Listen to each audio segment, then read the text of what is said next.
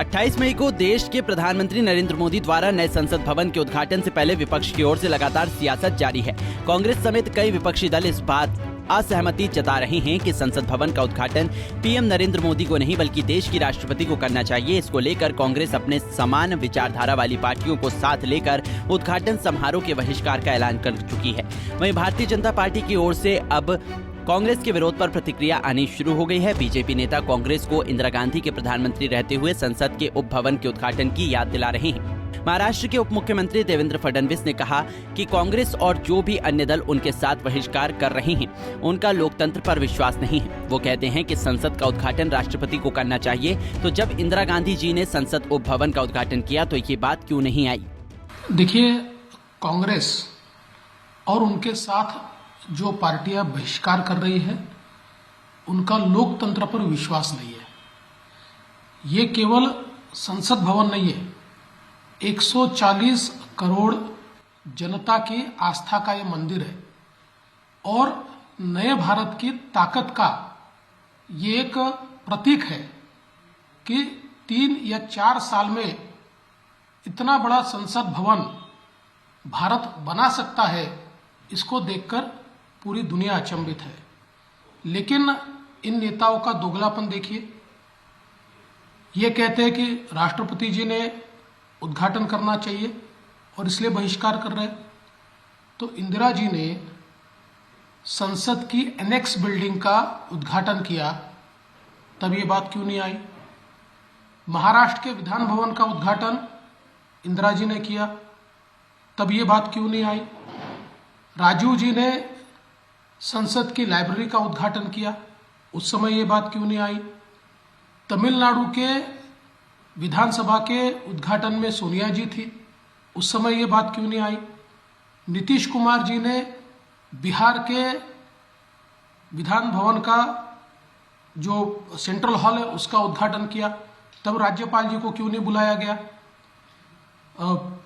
मणिपुर के इम्फाल में मनमोहन सिंह जी और सोनिया जी ने विधान भवन का उद्घाटन किया, तब तो फिर राज्यपाल जी को बुलाना चाहिए था, राज्यपाल जी को नहीं बुलाया गया। असम की विधानसभा का उद्घाटन कांग्रेस के तरुण गोगोई जी ने किया, राज्यपाल जी को न्योता नहीं दिया गया। आंध्र के मुख्यमंत्री ने 2018 में विधान भवन का उद्घाटन किया, राज्यपाल को नहीं बुलाया गया। 2014 में झारखंड के मुख्यमंत्री हेमंत सोरेन ने वहां के विधान भवन का उद्घाटन किया, राज्यपाल जी को न्योता भी नहीं दिया। सोनिया जी ने छत्तीसगढ़ की विधानसभा का शिलान्यास किया, उस समय सोनिया जी तो मात्र संसद सदस्य थी, किसी पद पर नहीं थी। फिर तब बहिष्कार क्यों नहीं हुआ, तब राज्यपाल जी की याद क्यों नहीं आई। पश्चिम बंगाल में ममता बनर्जी जी ने जो उनकी गोल्डन जुबली बिल्डिंग है उसका उद्घाटन किया, उस समय इस बात की याद क्यों नहीं आई। दिल्ली में मुख्यमंत्री अरविंद केजरीवाल जी ने विधानसभा रिसर्च सेंटर का उद्घाटन किया, उपराज्यपाल को तो निमंत्रित भी नहीं किया। तेलंगाना में विधान भवन का उद्घाटन हुआ, मुख्यमंत्री केसीआर ने किया, उस समय राज्यपाल जी को न्योता नहीं दिया। तो जब ये करेंगे तो लोकतांत्रिक और प्रधानमंत्री मोदी जी जब नए संसद भवन का उद्घाटन करते हैं और जन जन की आस्था का प्रतीक इस प्रकार का संसद भवन जिसको देखकर पूरी दुनिया अचंभित है, ऐसे समय बहिष्कार की बात करना दोगलापन है, ये लोकतंत्र विरोधी है। इनको देश के साथ कोई लेन देन नहीं, देश के संविधान के साथ लेन देन नहीं, देश के लोकतंत्र के साथ लेन देन नहीं। ये केवल कुर्सी के लिए राजनीति करने वाले लोग हैं और इसलिए इनका मैं निषेध करता हूं। आपको बता दें कि 28 मई को दोपहर 12 बजे पीएम नरेंद्र मोदी संसद भवन का उद्घाटन करेंगे। इस मौके पर प्रधानमंत्री नरेंद्र मोदी संसद भवन के निर्माण में योगदान देने वाले करीब 60,000 श्रमिकों को सम्मानित भी करेंगे। हालांकि विपक्ष पीएम मोदी के हाथों संसद भवन के उद्घाटन कराए जाने पर हंगामे के मूड में नजर आ रहा है। संसद भवन के उद्घाटन समारोह के लिए तैयारियां जोरों शोरों से की जा रही हैं। समारोह में शामिल होने वाले मेहमानों की लिस्ट तैयार कर संसद सदस्यों और कई प्रमुख नेताओं को निमंत्रण भेजा गया है। विपक्ष के 4 दलों का बीजेपी को मिला साथ। संसद भवन उद्घाटन समारोह का बहिष्कार करने में कांग्रेस के साथ 18 दलों ने अपनी सहमति जताई है। वहीं विपक्ष के 4 ऐसे भी दल हैं जिन्होंने कांग्रेस के बहिष्कार से दूरी बनाए रखने की बात कही है और पीएम मोदी के हाथों संसद भवन उद्घाटन समारोह में शामिल होने की इच्छा जताई है। ओडिशा के मुख्यमंत्री नवीन पटनायक की पार्टी बीजू जनता दल, पंजाब में अकाली दल, आंध्र प्रदेश के मुख्यमंत्री YS जगनमोहन रेड्डी YSRCP और बसपा प्रमुख मायावती की बसपा पार्टी उद्घाटन समारोह में शामिल होने जा रही है। वहीं कांग्रेस के पूर्व नेता और डेमोक्रेटिक प्रोग्रेसिव आजाद पार्टी चीफ गुलाम नबी आजाद ने कांग्रेस की ओर से उद्घाटन समारोह के बहिष्कार पर अपना विरोध जताते हुए मोदी सरकार को अपना समर्थन देने की बात कही है। उन्होंने कहा कि 32 साल पहले जब नरसिम्हा राव प्रधानमंत्री थे तब शिवराज पाटिल ने कहा था कि 2026 से पहले देश में नया और बड़ा संसद भवन बनना चाहिए। अब जब नया संसद भवन बन रहा है तो इसका बहिष्कार और विरोध नहीं करना चाहिए। अगर सरकार किसी और की होती तो उसे भी संसद भवन बनाना पड़ता। मुझे उस पर ज़्यादा टिप्पणी नहीं करना है, लेकिन इतना ज़रूर बताऊंगा कि आज से 30-32 साल पहले जब नरसिम्हा राव जी प्रधानमंत्री जी थे और शिवराज पाटिल जी स्पीकर थे और मैं पार्लियामेंट्री अफेयर्स मिनिस्टर था, तो शिवराज जी ने एक दफ़ा मुझे अपने कमरे में बुलाया स्पीकर के, कहा देखें 2026 से पहले नया पार्लियामेंट और बड़ा पार्लियामेंट बनना चाहिए,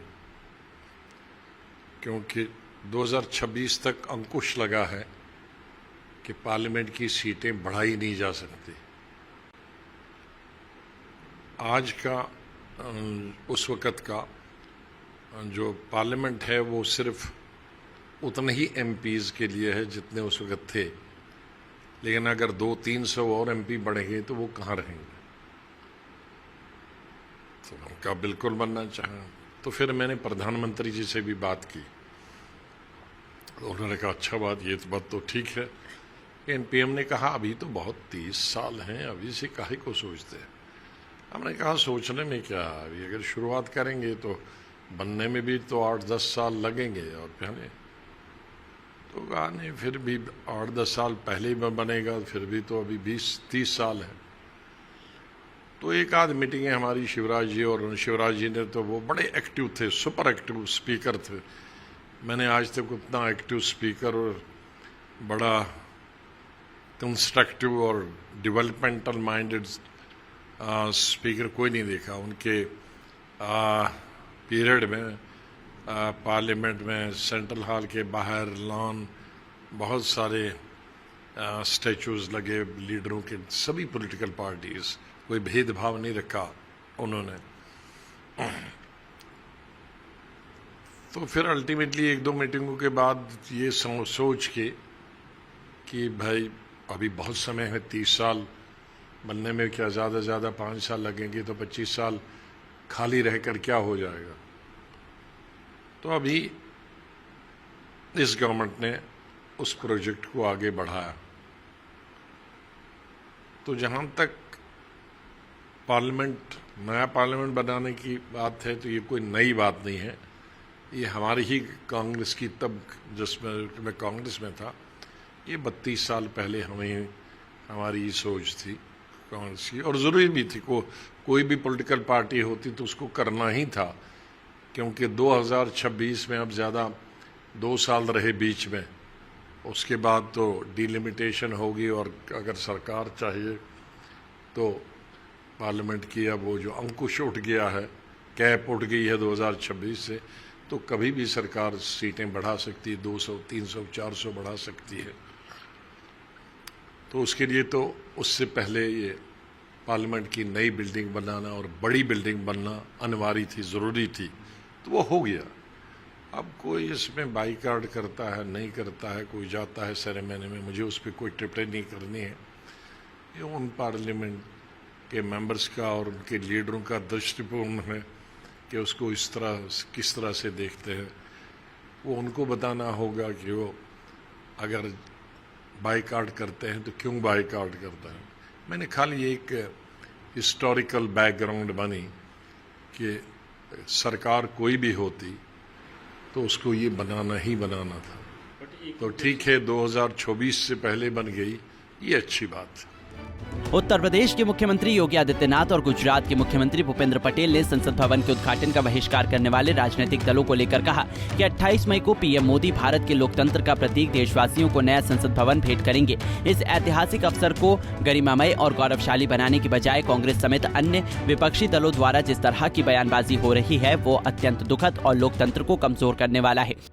स्वतंत्र भारत के इतिहास में 28 मई की तिथि एक गौरवशाली अतिथि के रूप में दर्ज होने जारी है, जब देश के यशस्वी प्रधानमंत्री जी के द्वारा भारत के लोकतंत्र की प्रतीक भारतवासियों को नई संसद भेंट की जाएगी। यह एक ऐतिहासिक अवसर होगा। इस ऐतिहासिक अवसर को गरिमामय और गौरवशाली बनाने की बजाय कांग्रेस समेत विपक्षी दलों के द्वारा जिस प्रकार की बयानबाजी हो रही है वो अत्यंत ही दुखद और गैर जिम्मेदाराना है। लोकतंत्र को कमजोर करने वाला है और भारत के लोकतंत्र जिस पर पूरा भारत गौरव की अनुभूति कर रहा है, पूरी दुनिया जिस पर गौरव की अनुभूति करता है, जो न केवल दुनिया का सबसे बड़ा लोकतंत्र है बल्कि भारत लोकतंत्र की जननी के रूप में भी दुनिया के अंदर प्रधानमंत्री जी ने उसको एक नई पहचान दी है। उस भारत के लोकतंत्र को कमजोर करने जैसा भी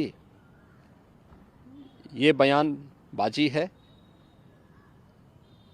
ऐसा नहीं कि इस प्रकार के गौरवशाली क्षण को जो आज